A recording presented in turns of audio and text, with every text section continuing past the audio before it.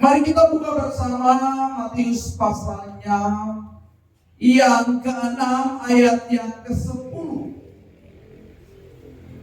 Firman Tuhan, kebenaran yang Yesus sampaikan kepada para murid tentang bagaimana seharusnya mereka berdoa.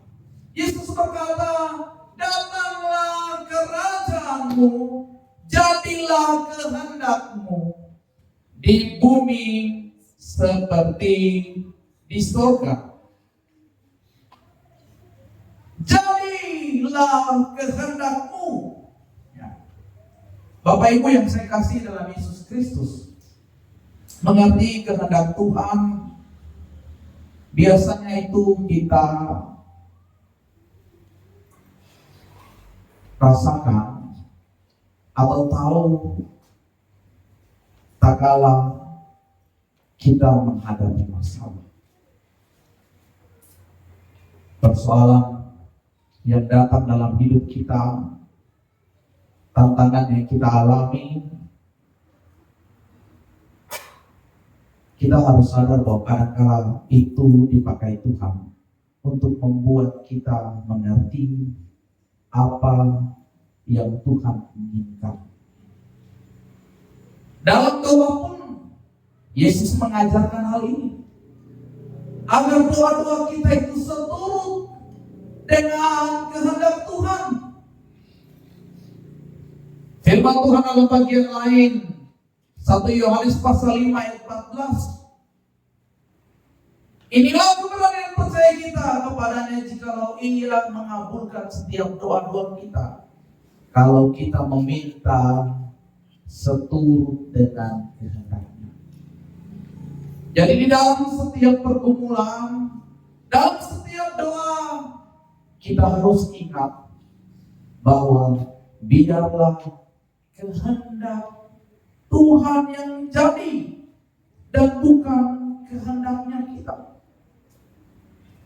Dan saya mau membawa kita kembali mengingat bahwa akibat kejatuhan manusia dalam dosa bukan hanya merusak tatanan hidup, tapi juga mempengaruhi daya kita berpikir, mempengaruhi alur kita berpikir sehingga kita tidak lagi sempurna dan kita tidak dapat mengerti kehendak Tuhan dengan benar. Dalam istilah teologi dikatakan notic effect of sin, yaitu dosa mempengaruhi cara berpikir manusia. Ini sekali lagi berdampak bagi kita sehingga tidak dapat mengenal kehendak Tuhan dengan benar. Dalam kehidupan rumah tangga, tentunya seorang anak itu wajib untuk mengenal kehendak bapaknya atau tuannya. Seorang istri pasti tahu apa yang dikehendaki oleh suaminya atau apa yang diinginkan oleh suaminya. Seorang suami pun pasti demikian, sebaliknya kepada istrinya. Dalam kehidupan sosial, di dalam masa perjanjian lama maupun perjanjian baru, seorang hamba, seorang budak itu wajib untuk mengenal dan mengerti apa yang menjadi kehendak tuannya. Dan kita harus ingat, kita adalah anak-anak Tuhan, anak-anak Allah. Dan dalam kedudukan sebagai anak Allah, maka merupakan kewajiban kita untuk kita juga mengenal kehendak Allah, mengenal kehendak Bapa di surga. Nah, Bapak Ibu yang saya kasih dalam Yesus Kristus, pertanyaan sederhananya begini: bagaimana dan apa yang harus saya lakukan agar dapat mengenal kehendak Allah? dalam menyikapi situasi yang terjadi di sekitar saya. Setiap kita ditempatkan Tuhan dengan porsinya masing-masing, tanggung jawab masing-masing, dengan situasi yang berbeda-beda, rumah tangga yang berbeda, pekerjaan yang berbeda, gaya hidup yang berbeda pula. Dan bagaimana kita sebagai anak-anak Allah dapat mengerti kehendak Allah. Yesus berkata dalam Matius 9 ayat 13, jadi pergilah dan pelajarilah arti firman ini. Yang ku kehendaki ialah belas kasihan dan bukan persembahan. Karena aku datang bukan untuk memanggil orang benar, melainkan orang berdosa. Percakapan dan pernyataan ini Yesus sampaikan tak kala ia duduk makan bersama dengan Matius si pemungut cukai, Matius orang Lewi. Para muridnya memandangnya. Para muridnya ada pemahaman yang berkata ini Yesus datang, Yesus hadir, Yesus duduk makan bersama dengan Matius. Karena mungkin lihat Matius itu pemegang uang. Tapi Yesus katakan, bukan itu yang kehendaki, yang Yesus kehendaki ialah belas kasihan. Yesus ingin agar Matius juga mengalami keselamatan, mengalami kasih Tuhan. Dan itu Yesus lakukan dengan sebuah tindakan belas kasihan. Tindakan belas kasihan inilah yang juga Tuhan inginkan terjadi dalam hidup kita dimanapun kita berada. Yesus berkata dalam pengajarannya pada khotbahnya di bukit dalam Matius 7 ayat 21, bukan setiap orang yang memanggil Tuhan, Tuhan akan masuk ke dalam kerajaan surga, melainkan mereka yang melakukan kehendak Bapakku di surga. Yesus datang dan menyatakan ini kehendak Bapa di surga, agar kita memiliki hati yang penuh dengan belas kasihan, agar kita peka dan melihat situasi di sekitar, sehingga hati kita itu dipakai Tuhan, diubahkan dari hidup kita bersikap dengan benar, menyebabkan adanya sebuah tindakan belas kasihan, walaupun itu menerobos batas, menerobos situasi yang tidak lazim dalam pandangan orang. Yesus menyatakan hal ini. Yesus melakukan hal ini, dan inilah yang dinamakan dengan tindakan belas kasihan. Ingat kisah yang Yesus katakan tentang seorang Samaria yang murah hati, yang melihat ada seorang yang mengalami perampokan. Ahli Taurat lewat, orang Farisi lewat, tapi diabaikan. Tapi orang Samaria ini melakukan sebuah tindakan belas kasihan dengan benar. Dia mengangkat seorang yang tergeletak di pinggir jalan, membawanya ke tahap bahkan sampai menyelesaikan biaya pengobatannya sampai selesai. Inilah kehendak Tuhan yang pertama. Kita belajar dari Yesus agar kita memiliki hati yang penuh dengan belas kasihan. Minta Tuhan berikan kepekaan untuk kita dapat menjadi alat Tuhan, menggenapi apa yang Tuhan kehendaki.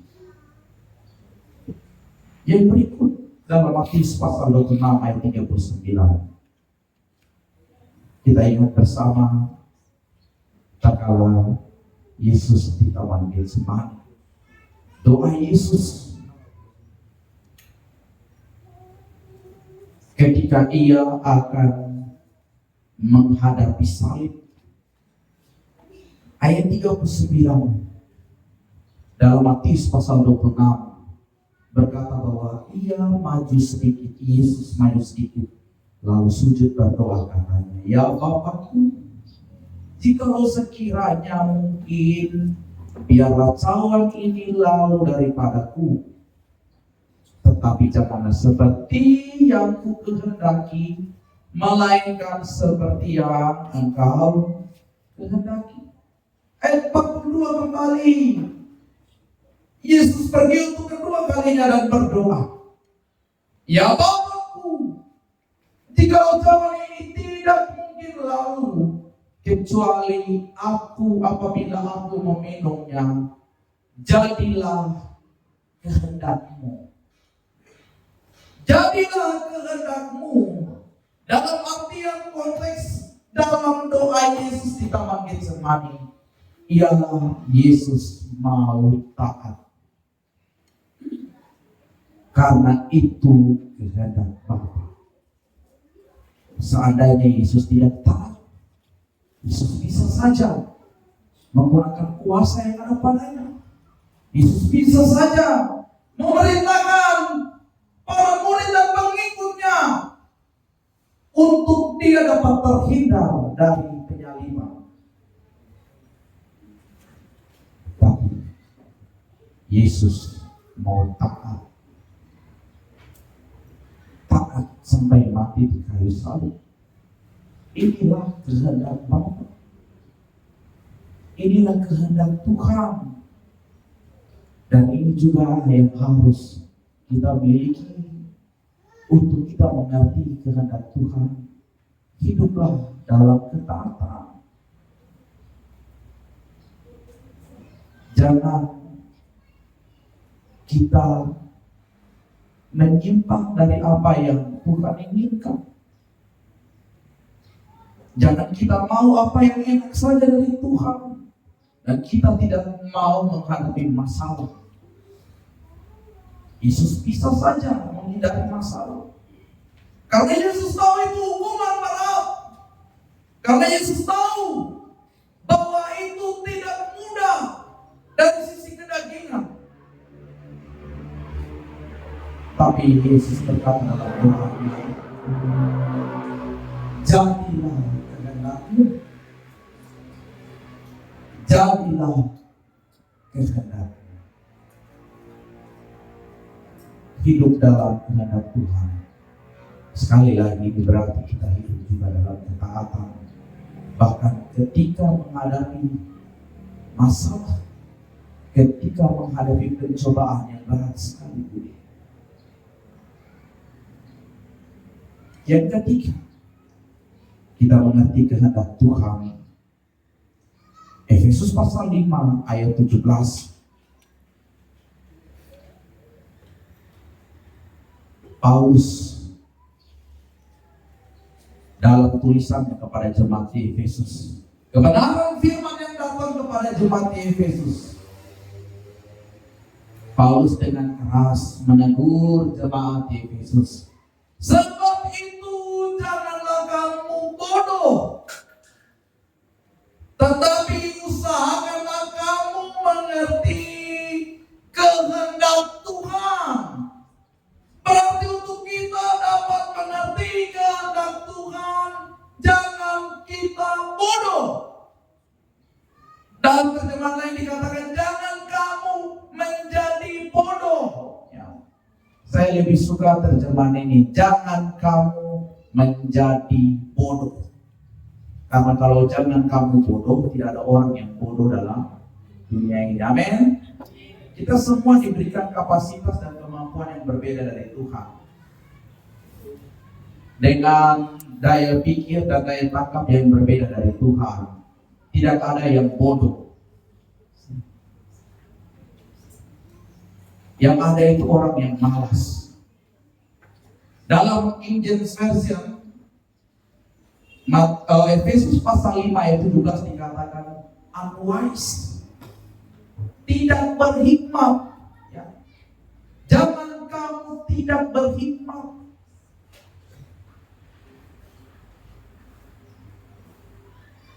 Hikmat kita tahu sendiri.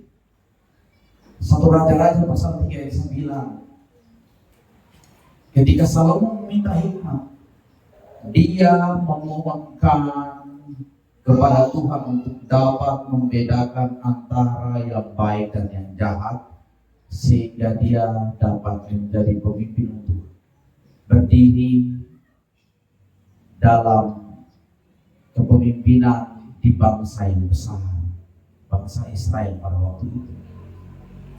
Hikmat ini diperlukan agar kita mengerti kehendak Tuhan.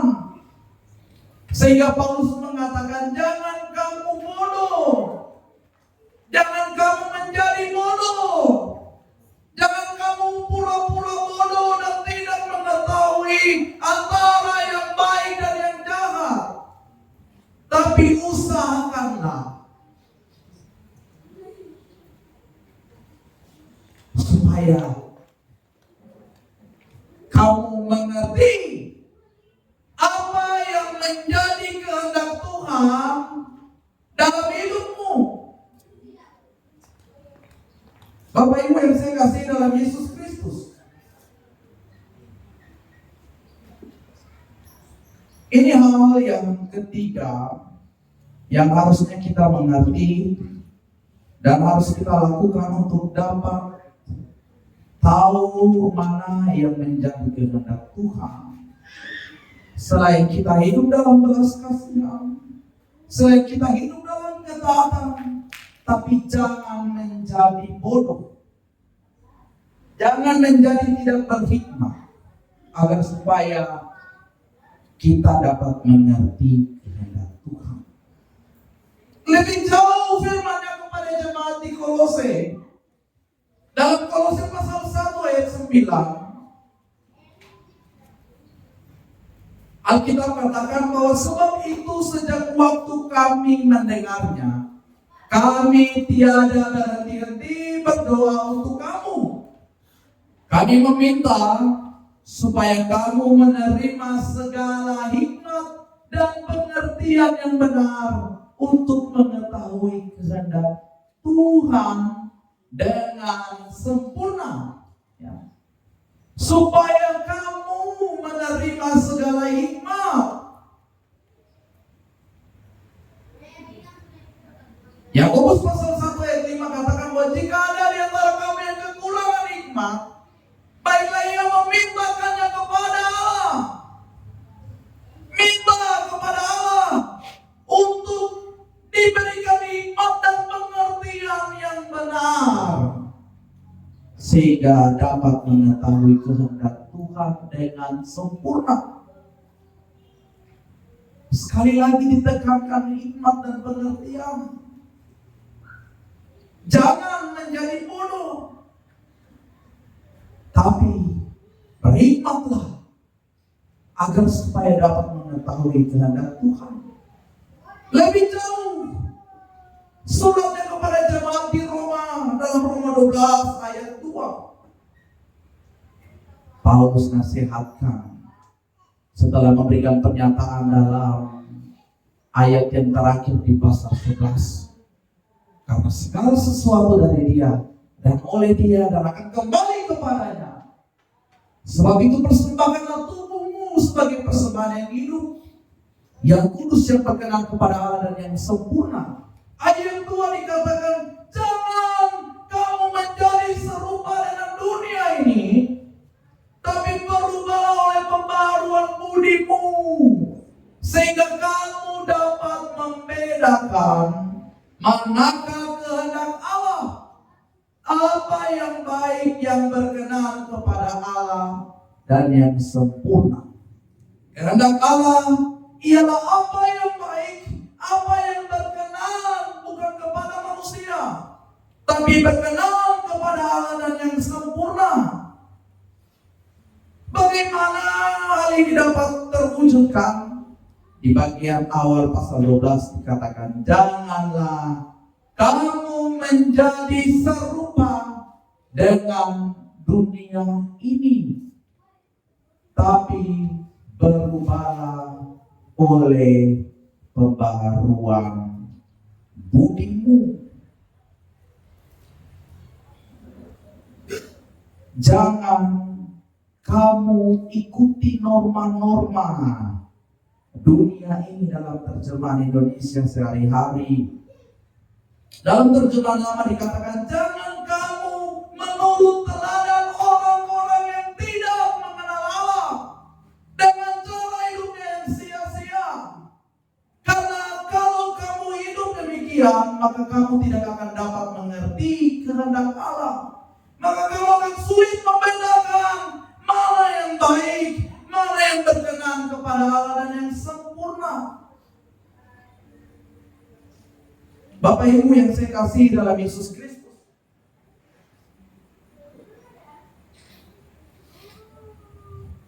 tawaran dunia banyak di sekitar kita. Di era teknologi, bahkan kemajuan yang sangat pesat ini, kita dapat banyak melihat cara hidup orang-orang dengan berbagai macam bentuk gaya. Tapi apakah itu sesuai dengan kehendak Tuhan? Apakah kita dapat membedakan itu baik dan berkenan? Dan apakah itu yang Tuhan mau? Ingat firman-Nya dalam Roma 12 ayat 2. Jangan berarti ada larangan. Jangan kamu menurut atau hidup dalam keteladanan orang-orang yang tidak mengenal Tuhan. Tapi berubah. Perubahan itu dimulai dari akal budimu, pembaharuan pikiranmu, baharui cara pandangmu dengan kacamata Alkitab, sehingga kau hidup dalam perkenanan Tuhan dan dapat mengetahui mana yang merupakan kehendak Tuhan.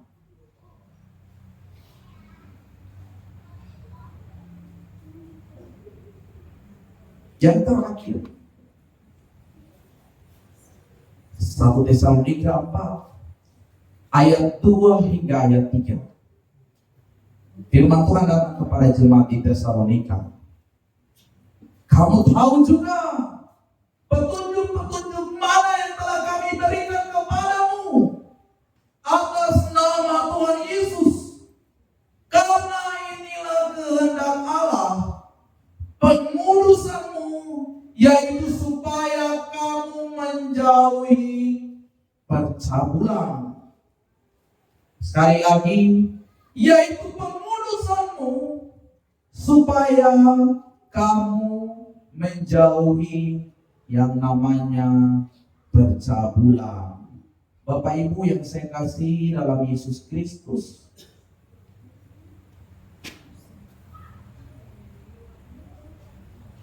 ini nasihat untuk hidup kudus dalam rumah tangga. Nasihat agar mengetahui dan mengerti kehendak Allah dalam rumah tangga, sehingga rumah tanggamu itu diberkati dan engkau mengalami kasih Tuhan dalam hidup rumah tanggamu. Dikatakan bahwa hiduplah dalam kekudusan dan kamu harus menjauhi bahaya percabulan.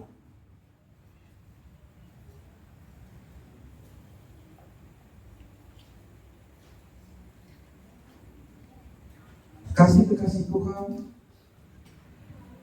sudahkah kita mengerti kehendak Tuhan dengan benar?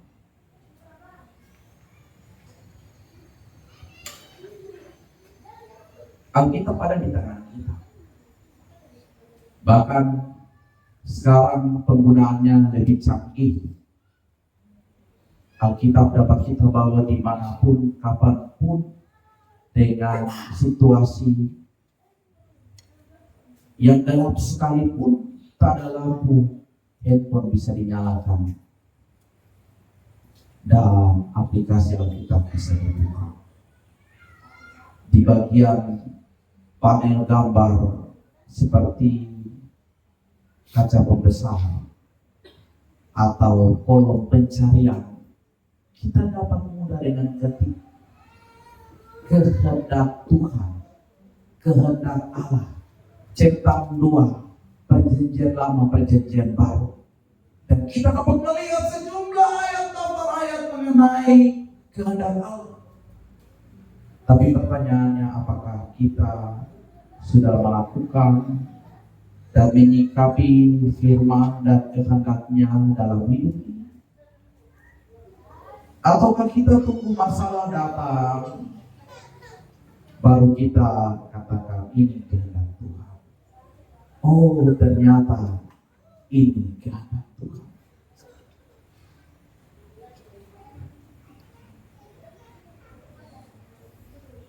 Yesus berkata kepada banyak orang dalam Yohanes pasal 18, Tuhan Allah menghendaki agar tidak ada seorang pun di antara kita binasa. Itu kehendak Tuhan. Kehendak Tuhan sudah dinyatakan dalam kebenaran firman. Kita sudah pahami, baca, dan ada di genggaman tangan kita. Bahkan dengan teknologi yang canggih sekarang, kita dapat dengan mudah lebih memahami tentang apa itu kehendak Allah. Tapi apakah kita mau hidup di dalam kehendak Tuhan, kehendak Allah kita, ataukah kita mau hidup dalam kehendak kita sendiri?